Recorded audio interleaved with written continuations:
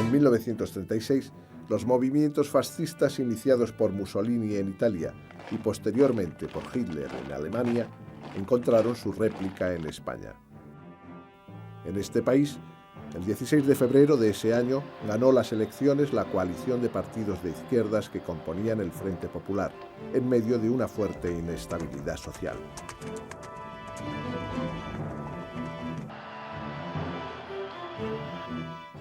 El 12 de julio de 1936 es asesinado en Madrid José Castillo, militar y miembro activo del Partido Socialista. Al día siguiente, el diputado conservador José Calvo Sotelo, que en distintas ocasiones había incitado al ejército a la rebelión, fue igualmente asesinado en Madrid. Esta trágica muerte aceleró el golpe militar que llevaba preparándose desde hacía algún tiempo. El origen del alzamiento contra el régimen republicano legalmente constituido se inició en el cuartel de Melilla, en Marruecos, y encabezado por el general Francisco Franco, se extendió rápidamente por todo el país. El 18 de julio de 1936 comenzó la Guerra Civil Española.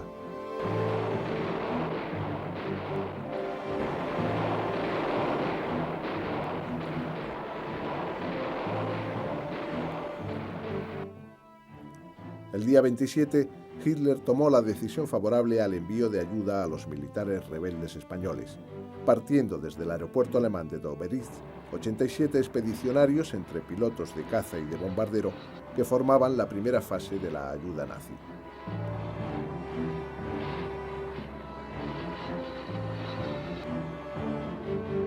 Franco se entrevistó con el almirante alemán Canaris en Salamanca, solicitándole una mayor aportación de armamento. El 30 de octubre de 1936 se constituyó la Legión Cóndor, un cuerpo formado por 100 voluntarios de la Luftwaffe al que Hitler le asignó la misión de que, junto a sus aviones, debían permanecer en España todo el tiempo que durase la guerra. Los Messerschmitt, Heinkel y Junkers de la Legión Cóndor comenzaron a volar el espacio aéreo español en marzo de 1937. Uno de los grupos más activos fue el formado por los cazas HE-51, que se enfrentaron en múltiples ocasiones a los SB-2 republicanos. El 26 de abril, los aviones alemanes al mando del coronel Richthofen iniciaron el bombardeo sobre la ciudad vasca de Guernica con el supuesto objetivo de destruir el puente de Rentería. En el bombardeo murieron más de 500 personas, en su mayoría mujeres, ancianos y niños. Fue la primera gran masacre del inicio de la guerra moderna.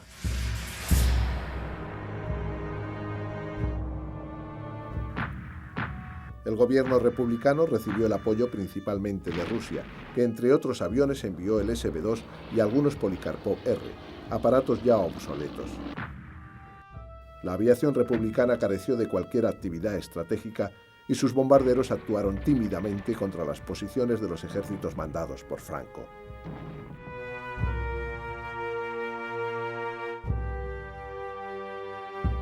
Durante la primavera de 1937, y gracias a la llegada de aviones soviéticos, el ejército republicano consiguió mantener la superioridad aérea en el frente de Madrid.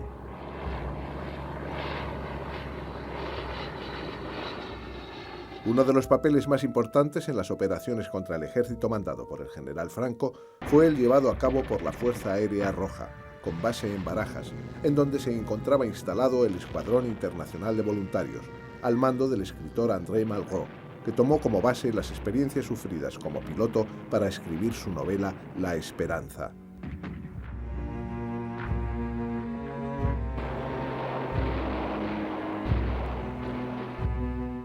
El Polikarpov I-15 Chato fue el caza ruso del que más unidades recibió la aviación republicana, junto al modelo I-16 Super Mosca, primer caza monoplano con tren retráctil.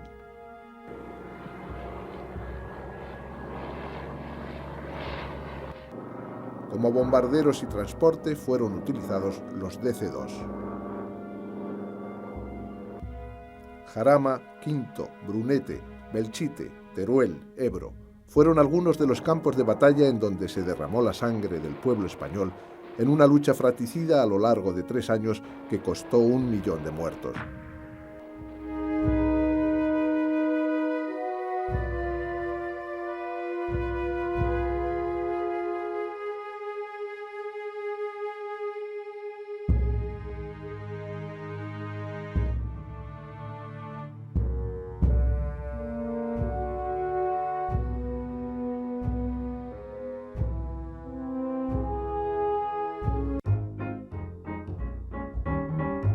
Los estudios sobre los motores a reacción continuaban.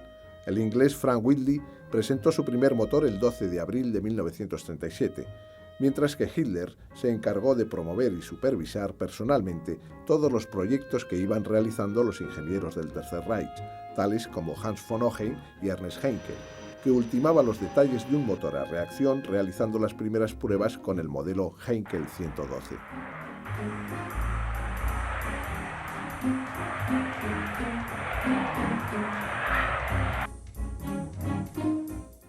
Durante este año en Norteamérica, el gobierno propició la reunificación de empresas aeronáuticas con el fin de organizar el diseño y construcción de aviones tanto de tipo comercial como de combate. La unión de las compañías Curtiss y Wright dio sus frutos tanto en la construcción de hidroaviones como en el tipo denominado Hawk, caza.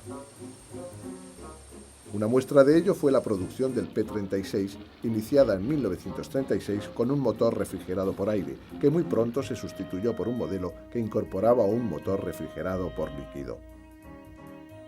Equipado con 6 ametralladoras de 7,7 milímetros, alcanzaba un techo de servicio de 10.000 metros y tenía una autonomía de 1.000 kilómetros.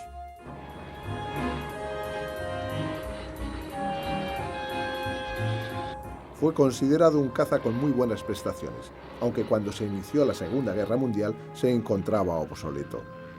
Aún así llegó a operar durante un corto espacio de tiempo en la Guerra del Pacífico.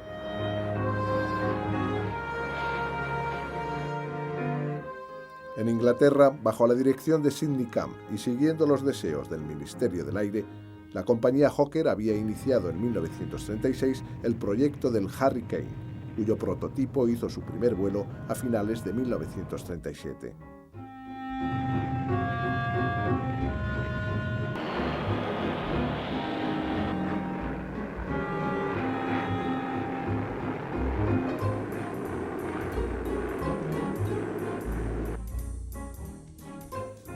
Fue el primer caza monoplano de la Fuerza Aérea Inglesa, equipado con un motor Roll Merlin de 12 cilindros y 1.000 caballos de potencia.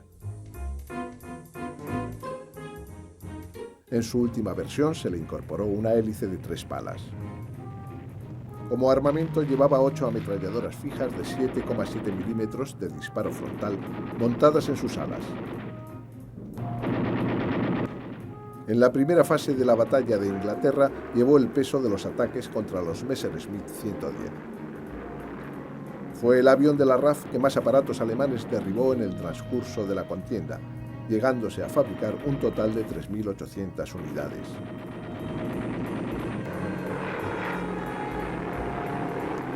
No alcanzó la capacidad tecnológica del Spitfire, pero sus prestaciones fueron muy buenas, como lo demostraron sus 10.000 metros de techo de servicio.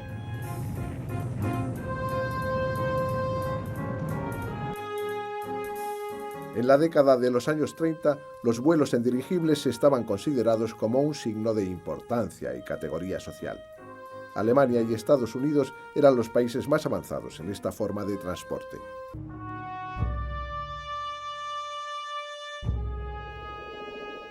La conmoción por el accidente del Hindenburg, ocurrida el 7 de mayo de 1937, recorrió todos los países del mundo.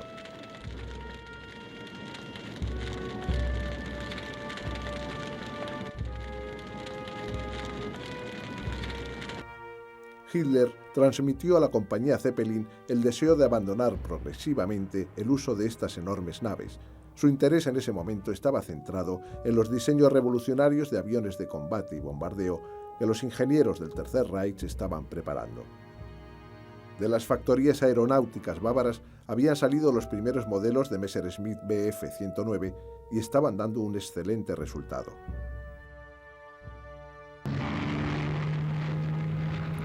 Consciente de sus buenas prestaciones y con fines propagandísticos, el Tercer Reich presentó el 109 en el Gran Festival de Zúrich, celebrado en el año 1937, donde se convirtió en el máximo protagonista, logrando vencer en el circuito de los Alpes en 4 de las pruebas más significativas, como eran las de velocidad, capacidad de ascenso y descenso y vuelos en formación.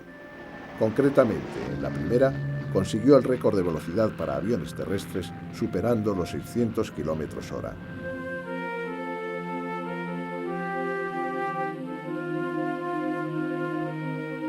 El Messerschmitt 109 iba equipado con un armamento convencional compuesto por un cañón de 20 milímetros y dos ametralladoras de 7,9 milímetros.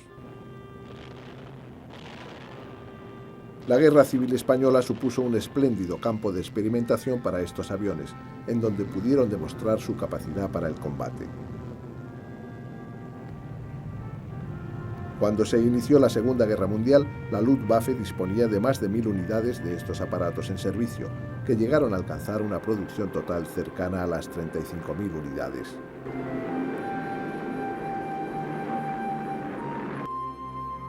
Junto a los 109, el alto mando alemán había emprendido la fabricación de un avión concebido para el uso tanto civil como militar, el Heinkel 111, diseñado por los hermanos Günther. Los primeros modelos entraron en servicio en la compañía bandera alemana Lufthansa y fueron dedicados al transporte de pasajeros, aprovechando estos vuelos para fotografiar clandestinamente los objetivos militares de los países que sobrevolaban. Las primeras versiones para uso militar fueron rechazadas por la Luftwaffe debido a problemas técnicos, entre otros la falta de potencia de sus motores, lo que ocasionó una revisión total del diseño de estos aparatos. De construcción totalmente metálica y fuselaje monocasco, incorporaba un plano bilarguero, flaps y frenos con mando hidráulico. Poseía una gran estabilidad en vuelo y en 1937 realizaron sus primeras pruebas de combate en la Guerra Civil Española.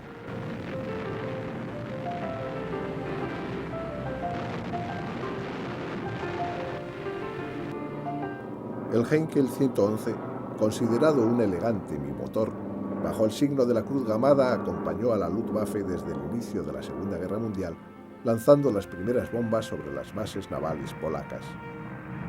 En su última versión fueron dotados con motores Daimler-Benz o Jumo con 1000 caballos de potencia. A pesar de sus 10 toneladas a plena carga, podía alcanzar los 7000 metros de altitud y adquirir una velocidad de crucero que rebasaba ampliamente los 350 km por hora. Con una tripulación de 4 hombres, disponía de puestos de ametralladoras tanto en el morro como en la parte superior y otro en la panza. La versión del Heinkel 111P fue rediseñada por sus constructores, dotándole de un morro acristalado tipo globo y de una torreta inferior fija y mejor fuselada para disminuir la resistencia al avance.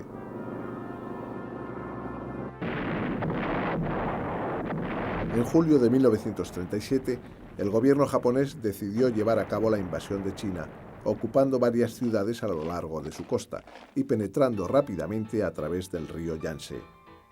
El ejército chino se vio obligado a retroceder hacia el oeste. Los aviones japoneses ofrecieron su apoyo aéreo a lo largo de la frontera con Manchuria y los escuadrones de caza, equipados con el modelo Mitsubishi A5M, sembraron el terror entre la población china.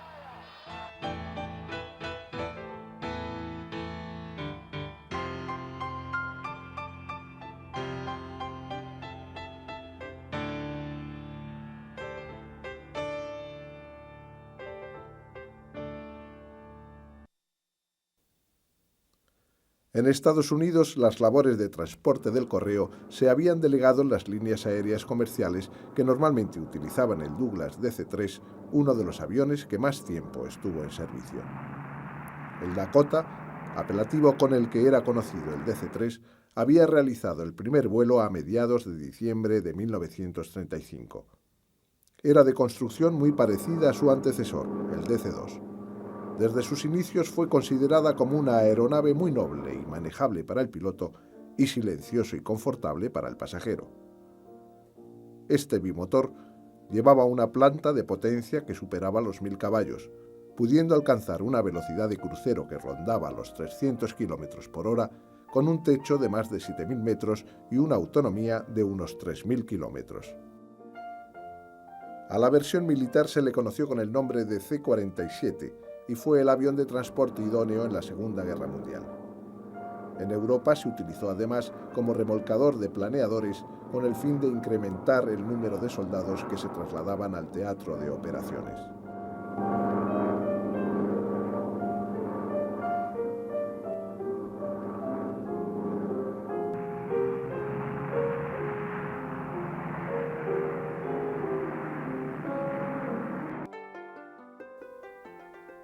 Acorde con el importante crecimiento del arma aérea, los Estados Mayores se vieron en la necesidad de formar los cuadros de mando de lo que serían los futuros ejércitos del aire.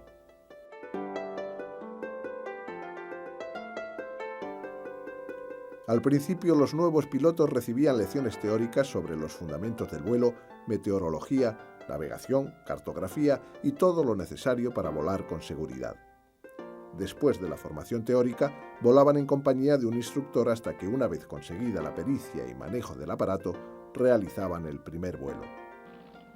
Los pilotos recibían su entrenamiento inicial para llegar a ser expertos en el combate aéreo en el famoso North American T-6 o Texan, tal y como era vulgarmente conocido. El North American T-6 Texan nació en 1937 en una fábrica de California, siendo requerido rápidamente por las escuelas de vuelo por sus buenas cualidades. Era un avión robusto, dócil y ágil, y muchos de ellos todavía permanecen en activo en algunos países. Propulsado por un potente motor de 600 caballos, con gran maniobrabilidad y muy apto para las academias de enseñanza, también fue empleado en misiones de ataque a tierra. Su armamento lo formaban 2 ametralladoras de 7,7 milímetros y bombas ligeras o 12 cohetes.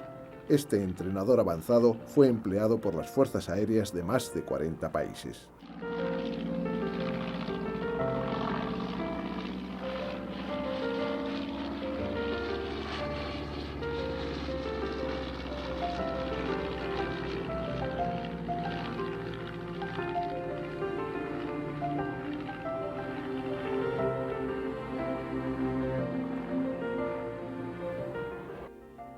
Todos los países tienen organizada la defensa aérea de su territorio a base de una serie de alas y escuadrones de combate situados en los centros más adecuados del territorio. Estas unidades son alertadas y controladas por una red de estaciones de radar que se encargan de dirigir a los aviones propios ante un posible ataque. Al principio el radar no cubría todo el espacio aéreo que era necesario vigilar y los huecos por los que podrían penetrar las incursiones enemigas se solapaban con una red de observadores de tierra, los cuales enviaban su información a los centros coordinadores. Estos, en base a las informaciones recibidas, iban situando la posición y progresión en el tiempo de los aviones atacantes. Esta valiosa información servía a los centros de operaciones de los escuadrones de caza para dirigir a sus aviones contra el enemigo agresor. Este fue el sistema, un poco rudimentario, empleado por el mando británico para repeler los ataques contra la isla durante la Batalla de Inglaterra. Los pilotos continuaban superando desafíos y en el año 1937 el récord de distancia establecido por Lindbergh fue superado por un bombardero Martin B-12 del ejército norteamericano, al que se le habían acoplado unos flotadores. Con sus 2 motores de 750 caballos, despegó con facilidad de un lago de Virginia para hacer un trayecto de ida y vuelta hasta Nueva York a una velocidad de crucero de 600 km por hora.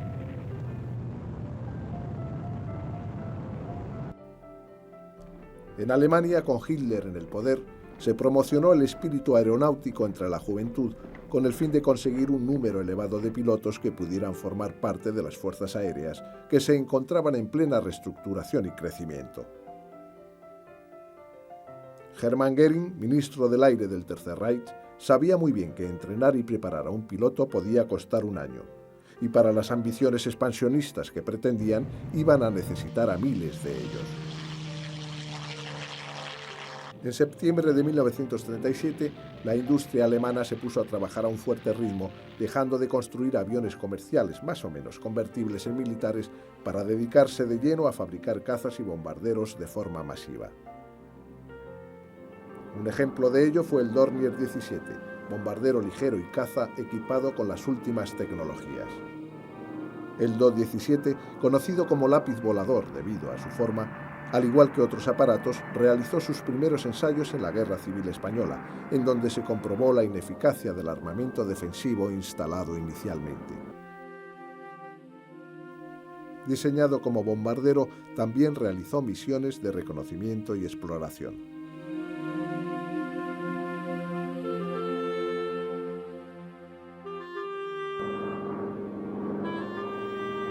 Durante la batalla de Inglaterra fueron abatidos muchos de ellos, dado que la Luftwaffe los consideraba bombarderos de su máxima confianza. Con una autonomía de 1.300 kilómetros, incorporaba un armamento de 6 ametralladoras y podía transportar 1.000 kilos de bombas.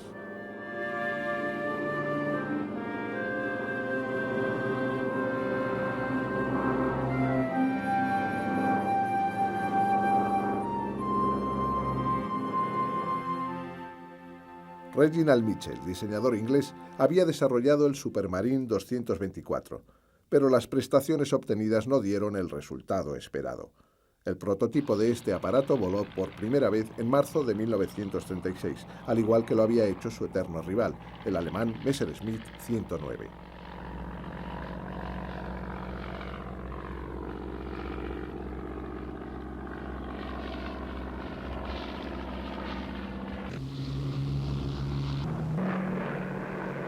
En 1937 las modificaciones continuaron. Se le introdujo un motor Merlin de gran potencia con hélice tripala.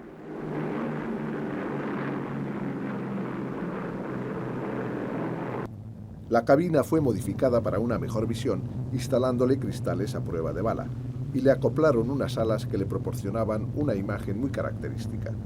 El Spitfire Supermarine estaba equipado con 8 ametralladoras y tren de aterrizaje replegable.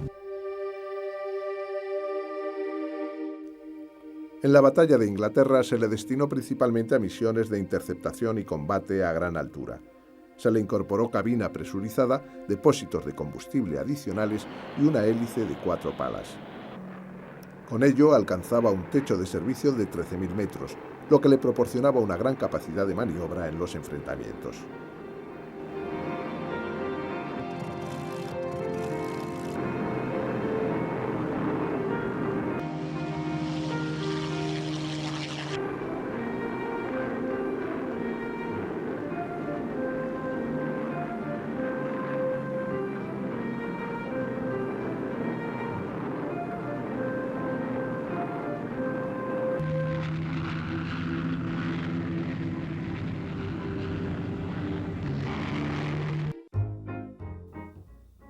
Checoslovaquia era una república formada por distintas nacionalidades heredadas del Imperio austrohúngaro, de cuya desintegración había surgido. El 70% de su población estaba formada por checos y eslovacos. Los alemanes representaban el 20% y se concentraban principalmente en el norte de Bohemia, en la región de los Sudetes. El gobierno checoslovaco, temeroso de la política internacional de sus países vecinos y en especial de Alemania, había ingresado en la Sociedad de Naciones y firmado acuerdos militares con Francia y Gran Bretaña en 1925 y con Rusia en 1935. La llegada al poder en Alemania de Hitler representó un gran revulsivo para los 3 millones de alemanes que habitaban en los Sudetes, que, alentados por el Tercer Reich, crearon un frente patriótico en apoyo de este, solicitando al gobierno checoslovaco que la minoría alemana fuera puesta bajo la protección de Hitler. Tras la unión de Austria y Alemania en marzo de 1938, el gobierno checo se vio sometido a fuertes presiones por parte de los alemanes, lo que ocasionó la declaración de Hitler ofreciendo su apoyo a la autodeterminación de los Sudetes.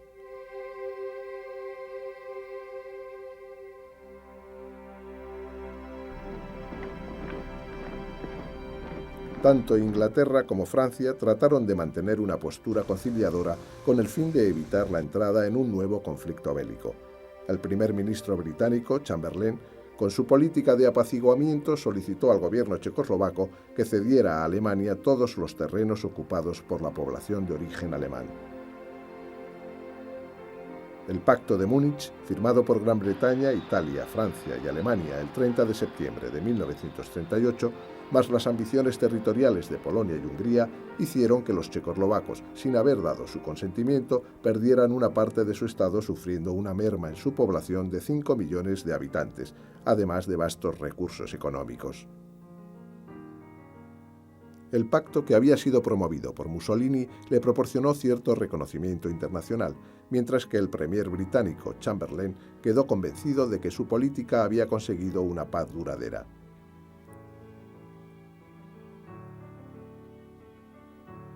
Daladier, el primer ministro francés, regresó a su país temiendo que su pueblo no entendiera los motivos de aquella cesión.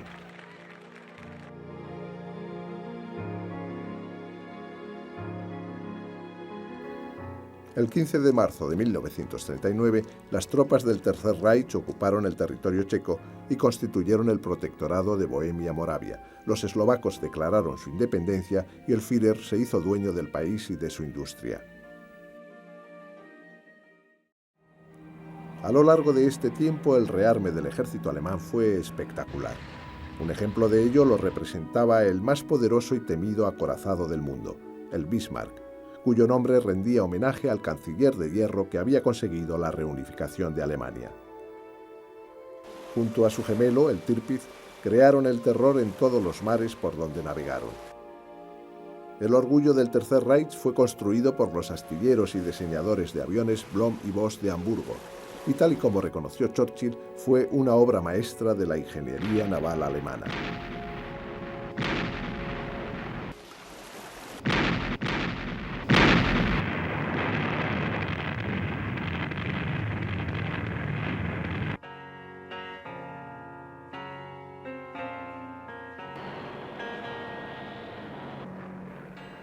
Por otra parte, la Luftwaffe había recibido la incorporación de aviones tales como el Führer 156 Cigüeña, un avión de reconocimiento, y el Junker 88, proyectado por el ingeniero alemán Gassner, que había realizado su primer vuelo en 1935.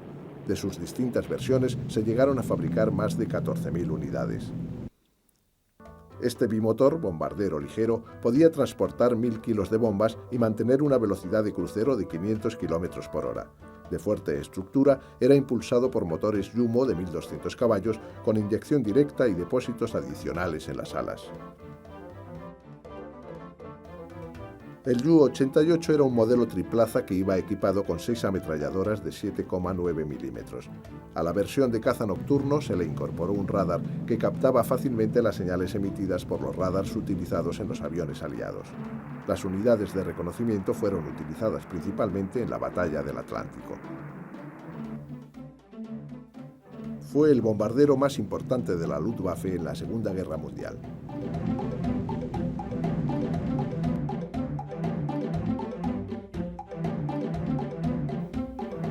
En junio de 1939, el Heinkel 176 realizaba el primer vuelo con propulsión a reacción de la historia, impulsado por un grupo de cohetes.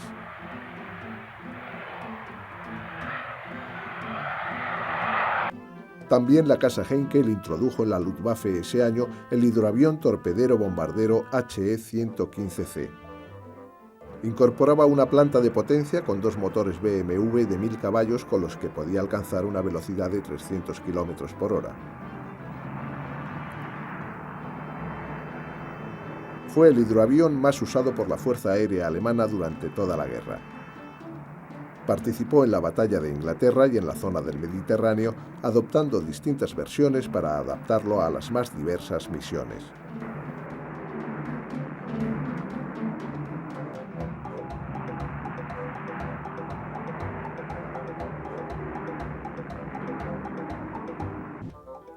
Hitler estaba convencido de que nada podía detener el aplastante poder de la Luftwaffe. No parecía haber necesidad de aviones más rápidos y mejores, puesto que la Fuerza Aérea Alemana se consideraba invencible.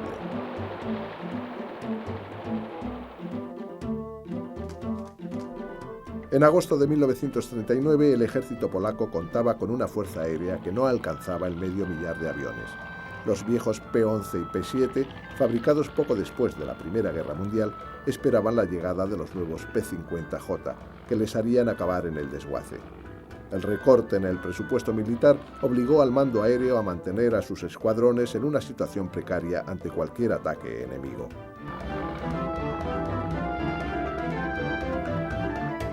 En la Unión Soviética, Stalin, obsesionado con la posibilidad de que los países capitalistas intentaran derribar su régimen, optó por apoyar a alguien con una mentalidad tan fascista como la suya. El entendimiento entre Hitler y Stalin provocó la firma del pacto Ribbentrop-Molotov en 1939, por el cual los estados bálticos y Polonia, una vez ocupados, deberían ser repartidos entre Alemania y la Unión Soviética.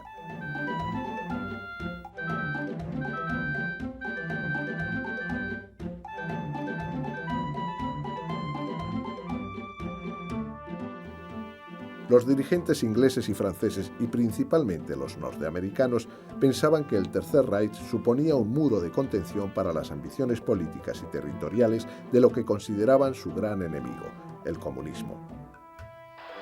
Así pues, para algunos dirigentes occidentales, Hitler en Alemania y Mussolini en Italia representaban la seguridad ante una posible invasión bolchevique, por lo que consideraron que las situaciones producidas en Austria y Checoslovaquia eran un mal necesario.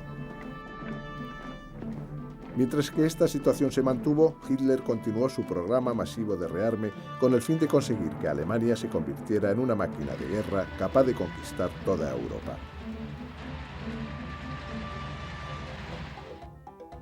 Basándose en las teorías del entonces coronel francés Charles de Gaulle sobre la capacidad de los tanques en el campo de batalla, ordenó la construcción masiva de estas armas de guerra que llevarían a la Wehrmacht a obtener la misma capacidad de destrucción que había conseguido la Luftwaffe. Combinando ambas fuerzas, su potencial militar no encontraría resistencia en ningún país europeo. A esta estrategia se le denominó Blitzkrieg, guerra relámpago.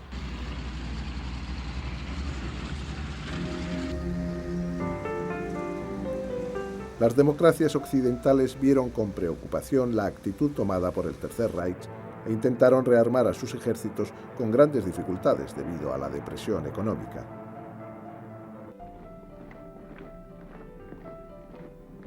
Después de la entrada de las tropas nazis en Lituania, el primer ministro inglés Chamberlain se vio obligado a ofrecer a Polonia la ayuda necesaria en caso de ser invadida. A mediados de los años 30, los viajes en avión se habían convertido en un medio de transporte popular.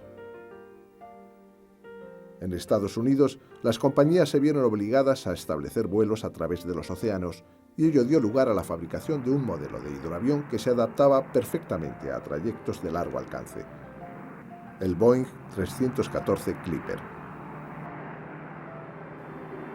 Equipado con 4 motores Wright de 1.500 caballos, tenía una autonomía de 8.500 kilómetros y alcanzaba un techo máximo de 6.000 metros. Podía transportar hasta 74 pasajeros con una tripulación de 10 personas. Sus rutas se realizaban frecuentemente a través del Océano Pacífico y sus pasajeros podían disfrutar de las comodidades de un gran hotel de lujo.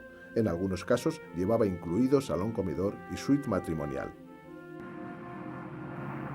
Durante la Segunda Guerra Mundial fue destinado al transporte de personal y material bélico, y a veces sirvió como transporte personal del presidente Roosevelt.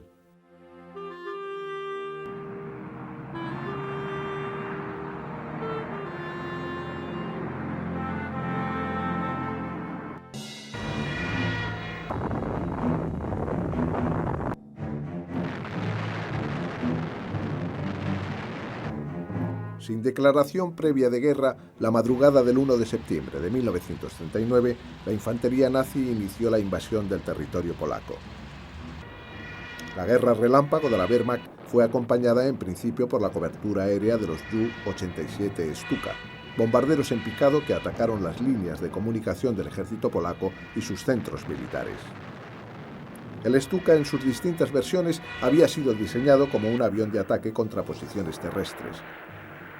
Poseía una estructura robusta y un vuelo agradable y ágil, junto a una gran precisión en el disparo.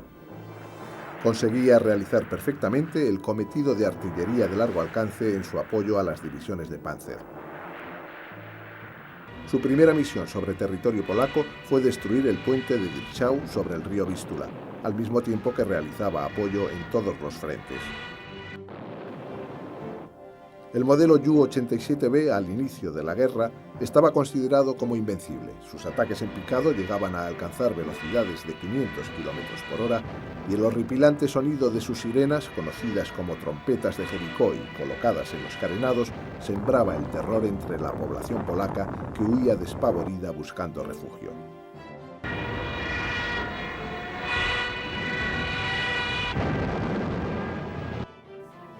El Stuka tenía la capacidad de realizar picados muy pronunciados, de hasta 80 grados.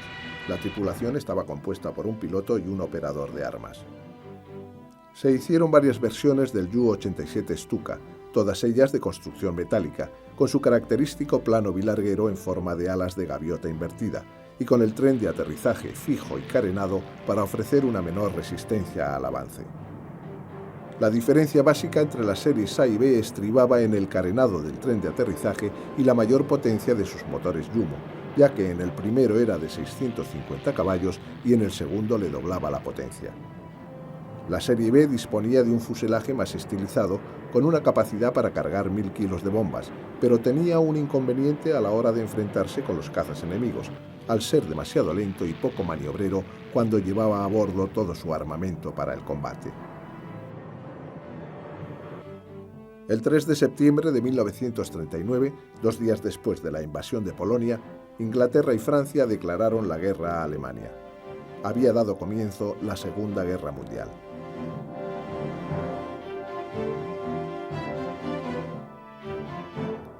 La guerra requirió por parte de todos los contendientes un gran esfuerzo humano y tecnológico.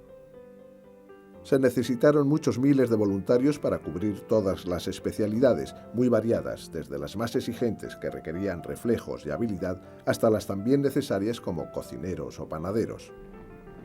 Los aspirantes a pilotar un bombardero, avión de caza o de transporte sufrían reconocimientos médicos muy completos que incluían ser introducidos en cámaras donde era necesario usar máscaras de oxígeno para respirar y después aguantar una despresurización.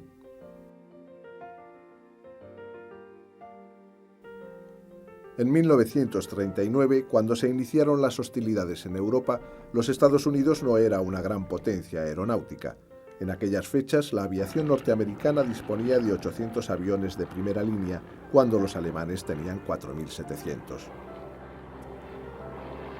En esa época, su industria aeronáutica ocupaba, en el orden de volumen e importancia, el puesto 44 entre todas las del país. Viendo el cariz que tomaban los acontecimientos en Europa, el gobierno norteamericano aprovechó activamente todo el tiempo de que dispuso antes de entrar en la guerra. Cuando esto se produjo, contaban ya con unos 4.000 aviones de combate, pero lo más importante es que ya habían trazado los planes necesarios para conseguir una rápida expansión de la industria aeronáutica que llegó a ocupar en 1944 el primer puesto nacional.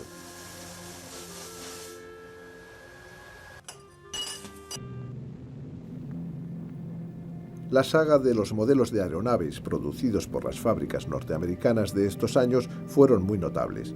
Entre los bombarderos destacaba en 1939 el B-24 Liberator, cuatrimotor que tenía una envergadura de 34 metros y alcanzaba velocidades de 450 km por hora. De fuselaje robusto, con grandes timones, estaba impulsado por 4 motores Pratt Whitney de 1.200 caballos cada uno. Su armamento defensivo lo conformaban 5 ametralladoras y podía transportar hasta 3.500 kilos de bombas. Las primeras versiones iban equipadas con piloto automático y a las posteriores se le acopló el radar. En los distintos modelos que se fabricaron se fueron mejorando sus prestaciones en armamento, autonomía y carga. El Liberator estaba considerado el segundo bombardero pesado de los Estados Unidos, aunque nunca alcanzó la fama del B-17. Participó en todos los frentes de la Segunda Guerra Mundial y en misiones especiales, como las efectuadas contra los pozos petrolíferos de Rumanía.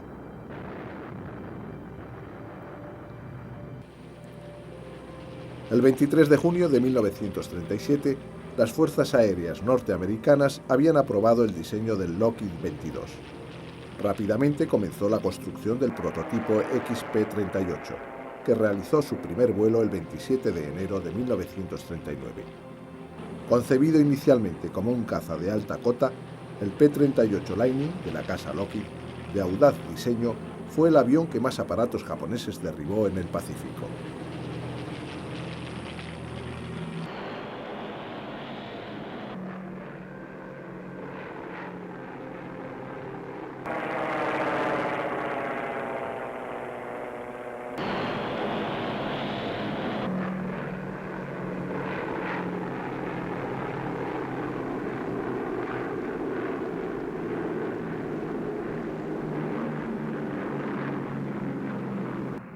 El diablo de doble cola, tal y como era conocido por los soldados alemanes, justificaba este nombre por su doble fuselaje, cosa nada corriente, como tampoco lo era que su tren de aterrizaje fuera triciclo, circunstancia anormal en esos tiempos, aunque hoy lo veamos como muy natural.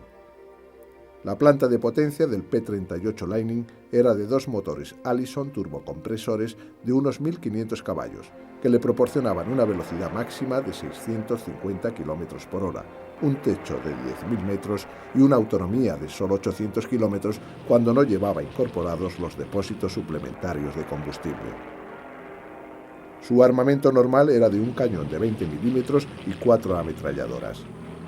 Se llegaron a construir más de 10.000 unidades, que actuaron con éxito en todos los teatros de operaciones.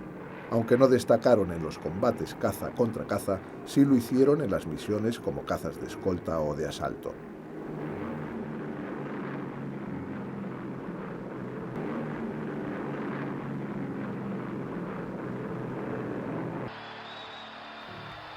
Los políticos franceses e ingleses estaban convencidos de que el Tercer Reich de Hitler pronto agotaría sus recursos a pesar del suministro de petróleo y carbón que le proporcionaba Stalin en base al acuerdo firmado entre ambos países.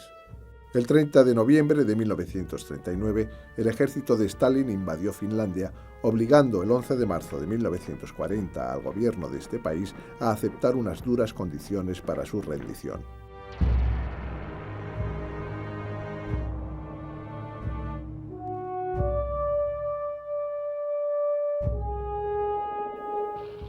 La Fuerza Aérea Finlandesa resultó ser un enemigo formidable con sus aviones Junkers 34 y Bristol Bulldog.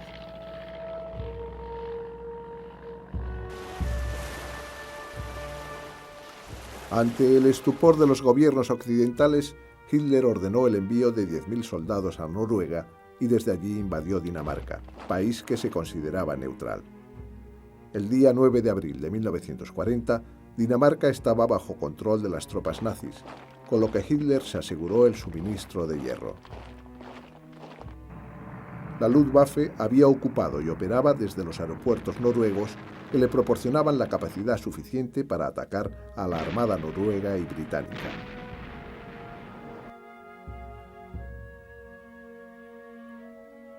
Los políticos ingleses se enredaron en una dinámica de acusaciones que acabó con el nombramiento de Winston Churchill como primer ministro.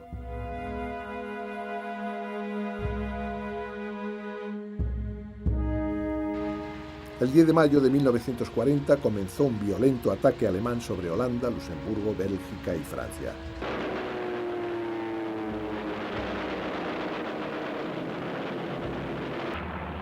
La actividad de los enfrentamientos en el aire de los cazas británicos, franceses y alemanes fue continua. Los Messerschmitt 109 fueron muy superiores a los Hurricane que formaban los escuadrones británicos en Francia, así como a los Fokker D-21 del ejército holandés y a los Gloster Gladiator, un caza biplano que formaba parte de las fuerzas expedicionarias británicas. En la parte norte de la línea Maginot irrumpieron las divisiones acorazadas alemanas, abriendo una brecha de unos 100 kilómetros y remontando hacia el norte, en dirección al Canal de la Mancha. Consiguieron sorprender a los aliados, los cuales, a través de Dunkerque, hubieron de ser evacuados hasta el Reino Unido antes de que la Luftwaffe de Goering pudiera eliminarlos.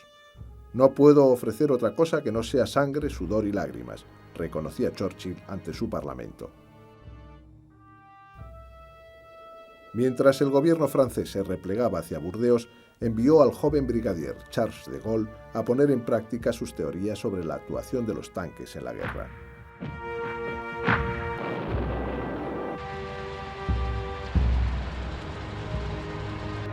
El 17 de mayo de 1940, los Stukas destrozaron 150 de los carros blindados, obligando al resto a retroceder.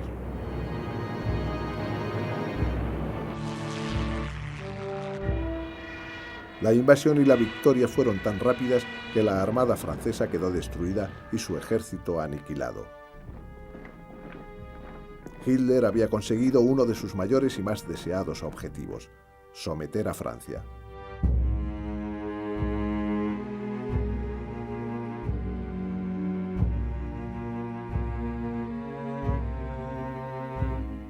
ordenó la búsqueda y preparación del vagón de tren situado en Compiègne, en donde el 11 de noviembre de 1918 Alemania había claudicado ante el mundo con la firma del armisticio que daba fin a la Primera Guerra Mundial, y allí obligó al jefe del gobierno francés, el mariscal Pétain, de 84 años, héroe en la batalla de Verdún de la Gran Guerra, a firmar la rendición de Francia el 21 de junio de 1940.